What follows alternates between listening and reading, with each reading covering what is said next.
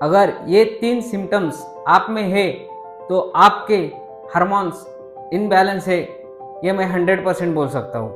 पहला, mood swings, जो अचानक हमारे मूड स्विंग हो जाते हैं, उसमें चिड़चिड़ापन आता है, सडनली वेट गेन होना या सडनली वेट रिड्यूस होना, और हर दिन लो एनर्जी फील करना, टायर्डनेस होना।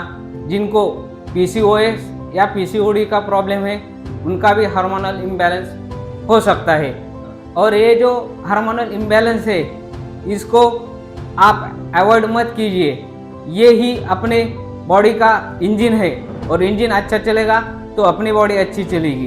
अपने जो फ्रेंड्स है जिनको आपको लगता है ये सिम्टम्स दिखते हैं उनको ये ज़रूर शेयर कीजिए। ऐसे ही इन्फॉर्मेटिव वीडियोस के लिए मुझे लाइक करो, शेयर करो, कमेंट करो, सब्सक्राइब करो, फॉलो करो। Thank you.